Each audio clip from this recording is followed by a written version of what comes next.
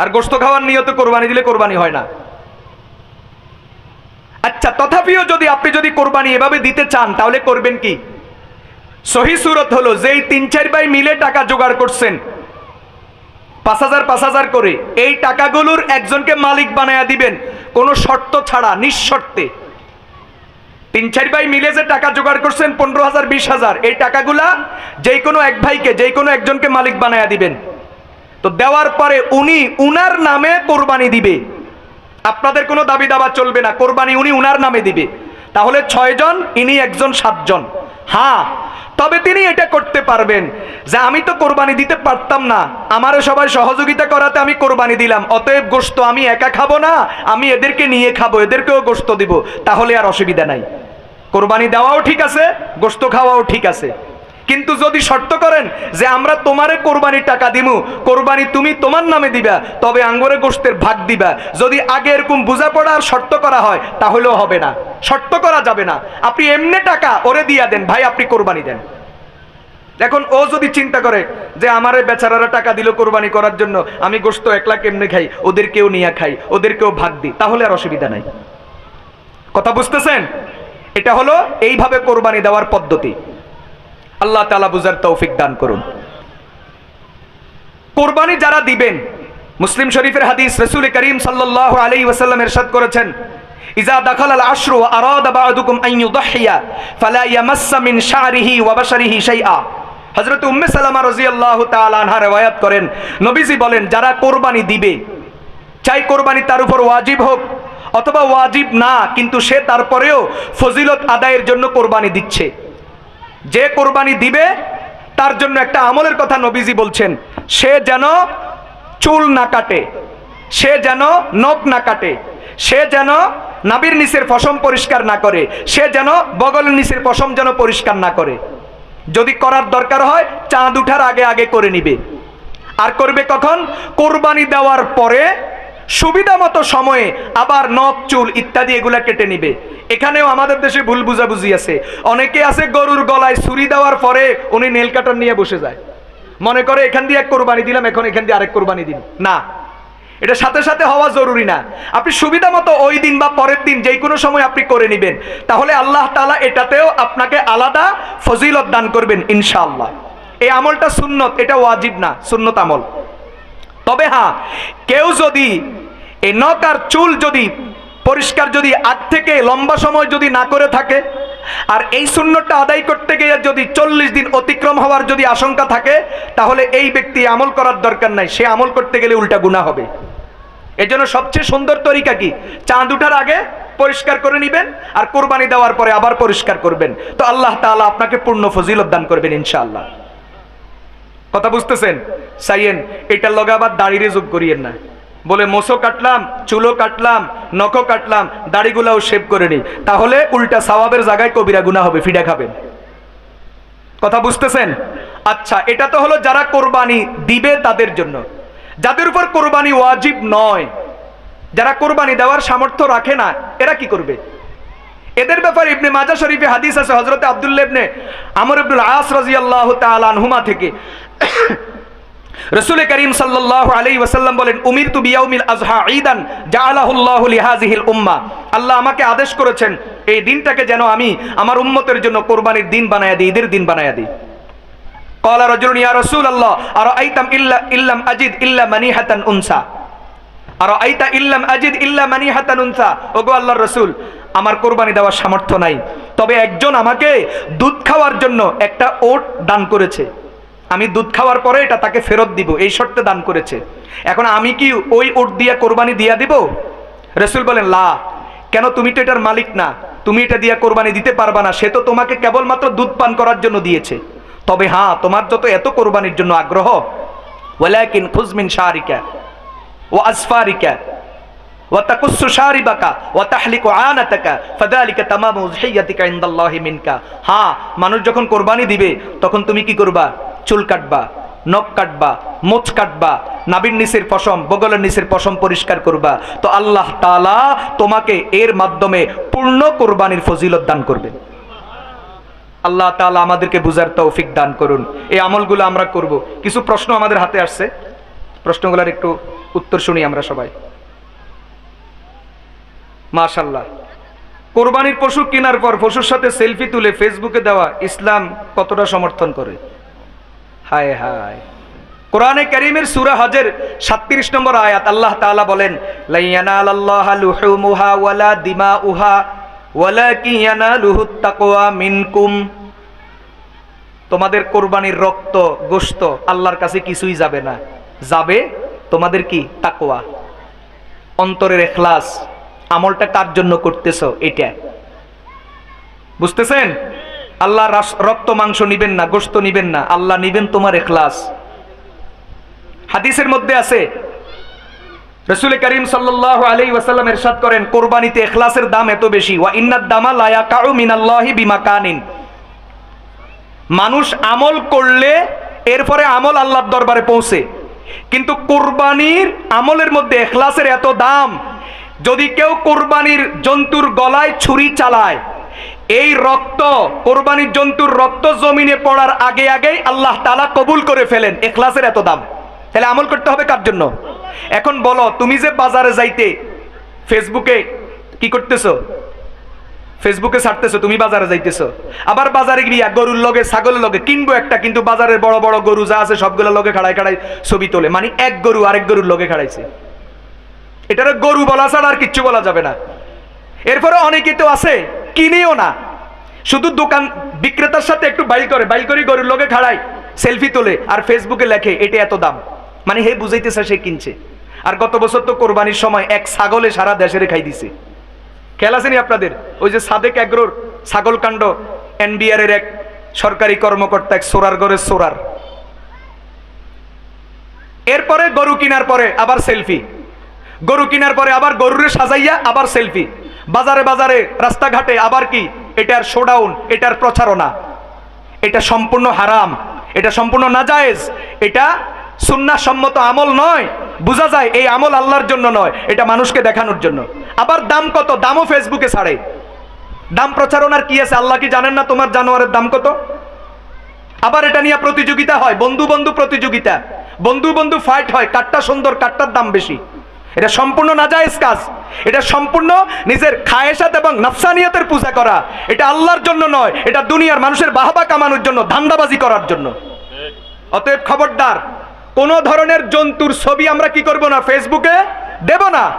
আমল আল্লাহর জন্য, আল্লাহ দেখছেন, আল্লাহর কাছে খবর পৌঁছবে, আল্লাহ দেখতেছেন। দুনিয়ার কেউ জানার দরকার নাই, দুনিয়ার কাউকে শোনানোর দরকার নাই।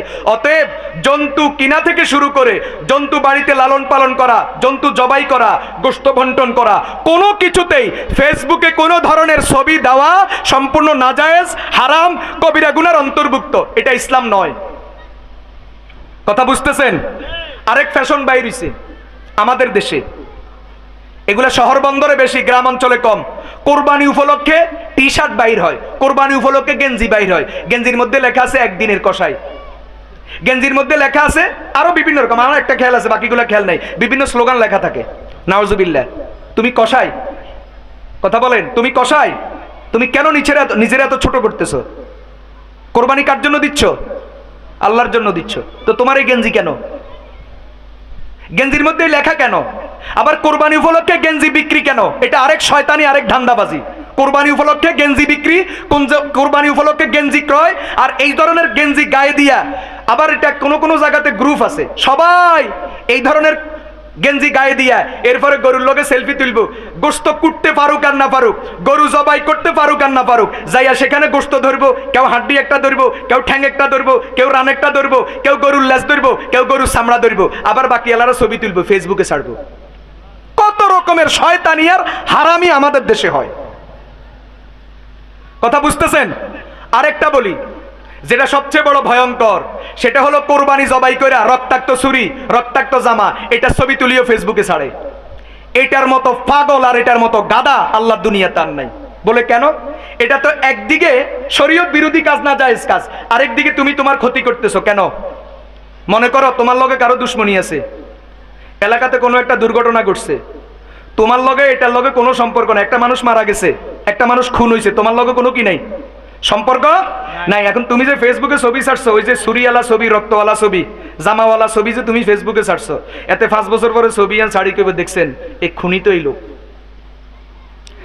এরে ভাই, ফরে বিচার হইব, ফরে সত্য মিথ্যা বাইরিব, দোষীকে নির্দোষকে, কিন্তু এটা ছাড়লেই তো তোমার ফতম নি জেলখানা আপনি সানাইবো বালা করি, কথা কয় না।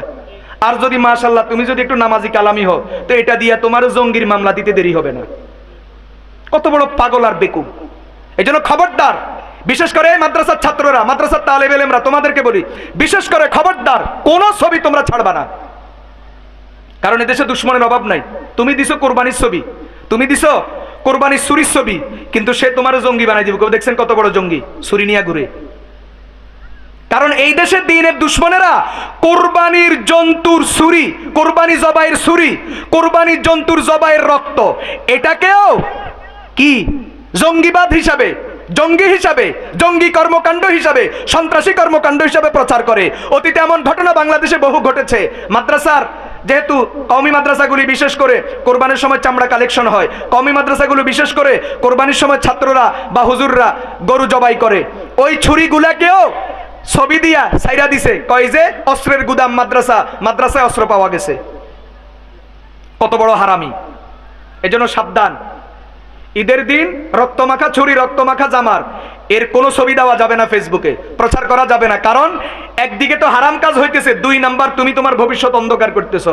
তোমার বিরুদ্ধে যদি কেউ এলাকাতে থাকে, কোনো এক সময় কোনো দুর্ঘটনা ঘটলে ছবিটা ছাড়ি প্রমাণ করে দিবে যে সন্ত্রাসী তুমি করছো, অথবা তোমারও জঙ্গি বানাই দিব। কথা বুঝতেছেন? আল্লাহ তাআলা বুঝার তৌফিক দান করুন। আচ্ছা, 3 ভাই মিলে, আমরা 3 ভাই, কিন্তু কোরবানি পশু কেনার মতো কারো কাছে পুরা টাকা নাই। এখন 3 ভাই এক ভাগে কোরবানি দিতে পারবো কিনা?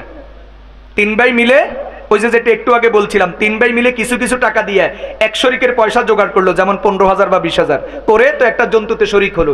এভাবে কোরবানি দিলে হবে কিনা? এটা আগে বলা হয়েছে বিস্তারিত, এই জন্য সংক্ষেপে বলি। এভাবে কোরবানি দিলে হবে না। কি করতে হবে? 3 ভাই এই টাকাগুলো একজনকে মালিক বানায়া দিতে হবে। উনি উনার নামে কোরবানি দিবে, কোনো শর্ত করা যাবে না। উনি উনার নামে কোরবানি দিবে, দেওয়ার পরে উনি ওই কোরবানির গোশত নিজেও খাইতে পারবে, চাইলে যারা তারে টাকা দিয়া কোরবানি দেওয়ার এই উপযুক্ত করে দিল, ওদেরকেও তিনি গোশতের ভাগ দিতে পারবে, খাওয়াইতে পারবে, কোনো অসুবিধা নাই। কিন্তু যদি আগে শর্ত করা হয় যে ভাই আমরা তোমার টাকা দিচ্ছি, তুমি কোরবানি দাও তোমার নামে, আমাদেরকে কিন্তু গোশতের ভাগ দিবে, তাহলে কোরবানি হবে না। আরেকটা প্রশ্ন আসছে, আমার উপরে ঋণ আছে, আমি কি হাওলাত করে কোরবানি দিতে পারবো? এখন আমার জন্য কোরবানি দেওয়া উত্তম নাকি ঋণ পরিশোধ করা উত্তম? কথাটা ভালো করে শুনেন। একটা হলো আপনি আগ থেকে ঋণী, আগ থেকে কি ঋণী, ঋণ পরিশোধ কি ফরজ? বলেন, ঋণ পরিশোধ কি ফরজ? কি পরিমাণ ফরজ? আল্লাহ রসুল সাল্লাল্লাহু আলাইহি ওয়াসাল্লাম কারো জানাজায় গেলে, হাদিস শরীফে আছে, আগে জিজ্ঞাসা করতেন এই লোক কি ঋণী আছে? যদি বলতো হ্যাঁ এই লোকটা ঋণী, তো জিজ্ঞাসা করতেন পরিশোধের ব্যবস্থা আছে? যদি বলতো হ্যাঁ আছে, তো নবীজি জানাজা পড়তেন। আর যদি বলতো এই লোকের ঋণ আছে, ঋণ পরিশোধের কোনো ব্যবস্থা নাই, সম্পদ টম্পদ কিছু রাখি জানো, পরিশোধের ব্যবস্থা নাই, অথবা সম্পদ যা আছে দেনার পরিমাণ তার চেয়েও বেশি, ঋণের পরিমাণ তার চেয়েও বেশি, তো নবীজি বলে দিতেন সাল্লু আলা আখিকুম, জানাজা তোমরা পড়ো, আমি যাইগা। কি মনে করছেন আল্লাহর নবী ঋণ থাকলে জানাজা পড়তেন না? ঋণ পরিশোধের গুরুত্ব এত বেশি। এজন্য যদি আপনি ঋণী থাকেন, কথা বুঝে আসছে, আপনার উপর কোরবানি ওয়াজিব না, তাহলে আপনি ঋণ পরিশোধের ফিকির করেন, কোরবানি দেওয়ার দরকার নাই। হ্যাঁ আপনি ঋণী আছেন, তবে আপনার কাছে সম্পদ এই পরিমাণ আছে, ঋণ পরিশোধ করলেও কি কোরবানি দিতে পারেন, আপনার উপর কোরবানি ওয়াজিব, তাহলে সেই ক্ষেত্রে ঋণ পরিশোধও করবেন। এখন পারেন, পরে পারেন, আস্তে আস্তে পরিশোধ করবেন, কোরবানিও ঠিক রাখবেন। আরেকটা হলো না, আপনি কোনো ঋণী নাই, তবে আপনার উপর কোরবানি ওয়াজিব না, আপনি কি না ঋণী না, কারো কাছে দেনা নাই, তবে আপনি মোটামুটি চলছে আর কি, সংসার কোনো রকম টানা খিসাই চলে, কোরবানি আপনার উপর ওয়াজিব না। তাহলে সেই ক্ষেত্রে আপনি হাওলাত নিয়া কোরবানি দিলে, যদি আপনার এই বিশ্বাস থাকে আপনি খুব সহজে এটা আপনি পরিশোধ করতে পারবেন, তাহলে সেই ক্ষেত্রে আপনি চাইলে হাওলাত নিয়া কোরবানি দিতে পারবেন, অসুবিধা নাই। কথা বুঝতেছেন? আল্লাহ তাআলা বুঝার তৌফিক দান করুন। আরেকটা প্রশ্ন, কোরবানির গরু যারা বানায়, কুড়া কাটার কাজে সহযোগিতা করে, জবাইয়ের কাজে সহযোগিতা করে। কিছু তো আছে প্রফেশনাল কসাই, আর কিছু আছে এমনি প্রফেশনাল কসাই না, কোরবানির দিন আসলে এগুলি করে। এদেরকে পারিশ্রমিক হিসাবে গরুর গোশত দেওয়া যাবে কিনা, এই ব্যাপারে পরিষ্কার মাসআলা। কোরবানির জন্তুর কাজে যারা সহযোগিতা করবে শরিকের বাহিরে, একটা তো ধরেন আমরা 7 শরিক বা 5 শরিক, 5 ঘরের থেকে 5 জনে কাজ করলো, নিজের কাজ নিজে করলাম, এখানে তো পারিশ্রমিক নেই। কিন্তু অতিরিক্ত যদি অন্য কোনো লোকের সহযোগিতা নিতে হয়, তাহলে সেই ক্ষেত্রে ওই লোকের সাথে আগে কথা বলে নিতে হবে। আপনি যে আঙ্গ গরু বানাই দিবেন, গরুর কাজে সহযোগিতা করবেন, আপনাকে কত দিতে হবে পারিশ্রমিক? 500, 1000 যা বলে সেটা দিবেন। দেওয়ার পরে এরপরে আপনি যদি তাকে কি দেন, গোশত দেন, 1 কেজি 2 কেজি যা দেন, তাহলে কোনো অসুবিধা নাই। কোরবানিও ঠিক, গোশত দেওয়াও ঠিক, নেওয়াও ঠিক, সওয়াব হবে। কিন্তু আপনি তাকে পারিশ্রমিক মোটেও দেন নাই, এর বিনিময়ে গোশত দিয়া দিয়েছেন 2 কেজি, 2 কেজি গোশতের দাম 2000 টাকা। অথবা আপনি তাকে পারিশ্রমিক যা দেওয়া দরকার তা দেন নাই, কিছু কম দিয়েছেন, যেটা কম দিয়েছেন ওইটার বিনিময়ে গোশত দিয়ে ফুসাইয়া দিয়েছেন, তাহলে এটা নাজায়েজ, কোরবানি সহি হবে না। কথা বুঝতে পারছেন? আরেকটা কথা বলি, এই প্রসঙ্গে মনে আসছে, কোরবানির জন্তু নিজে জবাই করা সুন্নত, নিজের হাতে জবাই করা কি সুন্নত। এখন জবাই করতে হলে কি করা লাগে? ছুরি চালানোর মতো শক্তি লাগে, জবাই করতে হলে সাহস লাগে, কথা কয় না? গরু হুঁত করে উঠলে হাতে 1 লাফে 13 হাত, এই বেড়ারা দিয়ে জবাই করার দরকার নেই, মানুষ জবাই করবো। তাহলে গরু জবাই করতে কি লাগে বলেন? সাহস লাগে, শক্তি লাগে, জোর দিয়া ছুরি চাপতে হয়, চালাইতে হয়। এরপরে কমপক্ষে 3 রড কাটতে হয়, বুঝেন নাই কথা? এরপরে কি করতে হয়? বিসমিল্লাহ পড়ে জবাই করতে হয়। আর যিনি জবাই করবেন তিনি মুসলমান হতে হয়। এখন যদি কেউ জবাই করতে না পারে, তাহলে জবাইয়ের সময় উপস্থিত থাকবে। জবাইয়ের সময় কি? যদি পুরুষ হয়, শর্ত কি? যদি পুরুষ হয়। হ্যাঁ, যদি মহিলা হয়, জবাইয়ের সময় উপস্থিত থাকতে গেলে যদি পর্দার লঙ্ঘন হয়, তাহলে উপস্থিত থাকলে গুনাহ হবে, খবরদার, উপস্থিত থাকার দরকার নেই। এখন কথা হলো, এই যে 5 শরিক 6 শরিক যারা কোরবানি দিচ্ছে, এদের মধ্যে কেউ জবাই করতে জানে না, জবাই করবে কে? মসজিদের হুজুর, মসজিদের ইমাম, মুয়াজ্জিন, মাদ্রাসার হুজুর। তাহলে যারে দিয়া জবাই করাইবেন, আপনি মাদ্রাসায় চামড়া দেন না দেন, মসজিদে চামড়া দেন না দেন, সেটা আপনার ব্যাপার, সেটা আলাদা হিসাব। কিন্তু যারে দিয়া জবাই করাবেন, তার মানে আপনি আপনার কাজ আরেকজনকে দিয়া করাইছেন, তাকে অবশ্যই হাদিয়া দিবেন, তাকে অবশ্যই কি দিবেন? হাদিয়া দিবেন। এই ক্ষেত্রে যদি তিনি বলে, মুখ খুলি যদি বলে আমারে এত টাকা দিতে হবে, সেটাই দিবেন। কথা বুঝে আসছে? এটা তার পারিশ্রমিক, এটা তার বিনিময়, সে আপনার জন্তু জবাই করে দিয়েছে, না হয় আপনারটা আপনি করেন। কথা বুঝে আসছে? আল্লাহ তাআলা বুঝার তৌফিক দান করুন। আরেকটা প্রশ্ন আসছে, কোরবানির গোশত অমুসলিমকে দেওয়া যাবে কিনা? কোরবানির গোশত অমুসলিম প্রতিবেশীকে দিতে কোনো অসুবিধা নাই, দিতে পারবেন। কথা বুঝে আসছে? নাবালেগ শিশুর পক্ষ থেকে কোরবানি দেওয়া যাবে কিনা? নাবালেগ শিশু যার মাল আছে, এরকম বহু সন্তান আছে, বাবা মারা গেছে, বাবার অনেক সম্পত্তি, তো বালেগ ভাইয়েরা, বালেগ ওয়ারিসরা যেরকম ভাগ পাইছে, সেও তো ভাগ পাইছে। নাবালেগ এরকম যদি সম্পদশালী কোনো নাবালেগ যদি থাকে, তার উপর কোরবানি ওয়াজিব নয়, তার পক্ষ থেকে সেও কোরবানি দিবে না, এবং তার অভিভাবক যারা, তারাও কি দিবে না? কোরবানি দিবে না। হ্যাঁ, যেই বছর সে বালেগ হয়ে যাবে, তখন থেকে নিয়মিত হিসাব করে সামনের দিকে সারা জীবন কি করবে? কোরবানি দিবে ইনশাআল্লাহ। কোরবানির গোশতের বন্টন পদ্ধতি, এই বিষয়ে একটা প্রশ্ন আসছে। কোরবানির গোশত দাঁড়ি পাল্লায় তুলে তুলে কি করতে হবে? মেপে মেপে ভাগ করতে হবে। গোশত, হাড্ডি, জিব্বা, কলিজা, কথা বুঝে আসছে? মোটামুটি যেগুলো পাল্লায় তোলা যায় আর কি, সব আবার পাল্লায় তুলতে গেলে তো হয় না। কিছু আছে এত ছোট জিনিস, যেমন মগজ, কি পাল্লায় তুলতে পারবেন? মোটামুটি যেটা পাল্লায় তোলা যায়, পাল্লায় তুলে তুলে মেপে মেপে সমান করে করে বন্টন করতে হবে, এটা ওয়াজিব। অনুমান করে, আন্দাজ করে, চোখের আন্দাজে পাল্লায় না তুলে এভাবে যদি বন্টন করা হয়, এটা জায়েজ হবে না, শুদ্ধ হবে না। সামর্থ্য থাকা সত্ত্বেও যদি কেউ কোরবানি না করে, তাহলে তার করণীয় কি? তার কি গুনাহ হবে? সামর্থ্য থাকা সত্ত্বেও যদি কোরবানি না করে, তাহলে কোরবানির 3 দিন অতিবাহিত হয়ে গেলে, যদি কেউ 10 তারিখে দেয় নাই, 11 তারিখে দিতে পারবে, 11 তারিখে দেয় নাই, 12 তারিখে দিতে পারবে। 3 দিন অতিবাহিত হয়ে গেছে, কোরবানি দেয় নাই, তাহলে এই ব্যক্তির একটাই করণীয়, কমপক্ষে একটা বকরির মূল্য, কমপক্ষে কি একটা বকরির, এক বছরিয়া বকরির মূল্য সদকা করে দেওয়া ওয়াজিব। যদি এটাও না করে, কোরবানিও দেয় নাই, কোরবানির দিন অতিক্রম হয়ে গেছে, একটা বকরির মূল্য সদকা করে নাই, তাহলে এই ব্যক্তি চরম গুনাহগার হবে, ওয়াজিব তরকের গুনাহগার হবে। আল্লাহ তাআলা আমাদেরকে হেফাজত করেন।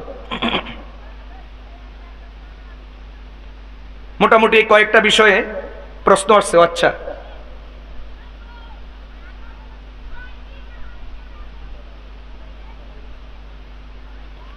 আরেকটা বিষয় যেটা জানা দরকার সেটা হলো, ইদানিং আরেকটা বিতর্ক শোনা যায় যে কোরবানির জন্তুর সাথে আকিকা দেওয়া যাবে কিনা। কেউ কেউ বলে কোরবানির জন্তুর সাথে আকিকা দেওয়া যাবে না। এটা একটা বেহুদা বিতর্ক। প্রথম কথা হলো, আকিকার কথা শুনেন। সপ্তম দিন, যেদিন বাচ্চা জন্মগ্রহণ করেছে, সপ্তম দিনে আকিকা দেওয়া সুন্নত। কোন দিনে? সপ্তম দিনে যদি না দেয় তাহলে 14তম দিন, 14তম দিনে যদি না দেয় 21তম দিন। এভাবে সাত সাত রক্ষা করে যদি আকিকা দেওয়া না হয়, তাহলে জীবনে যেই কোনো সময় আকিকা দেওয়া যাবে। এখানে যদি এমন কেউ থাকেন যে আপনার মা বাবা আপনার আকিকা দেয় নাই, তাহলে আপনি চাইলে আপনার আকিকা আপনিও দিতে পারবেন। তবে যে মারা গেছে তার আকিকা নাই, আকিকা দেওয়া সুন্নত। আকিকার অনেক ফায়দা, আকিকার মাধ্যমে আল্লাহ তাআলা বিপদ আপদ থেকে, মুসিবত থেকে বাচ্চাকে হেফাজত করেন। কিন্তু কেউ যদি আকিকা না দেয়, আকিকা রয়ে গেছে, কোরবানির সাথে যদি যোগ করতে চায় তাহলে অসুবিধা নাই, জায়েজ আছে। আকিকার ক্ষেত্রে সবচেয়ে নিরাপদ সুন্নত হলো, ছেলে হলে একটা বকরি, দুটা বকরি, মেয়ে হলে একটা বকরি। ছেলে কয়টা? দুইটা। মেয়ে কয়টা? যেহেতু ছেলে কামাই করি খাওয়াইবো, ছেলে হলে খুশি বেশি, এই জন্য জরিমানা ডবল। কি ভাই, ছেলে হলে কয়টা? দুইটা। আর মেয়ে হলে কয়টা? একটা বকরি। এটা হলো সবচেয়ে নিরাপদ, সবচেয়ে নির্ভেজাল।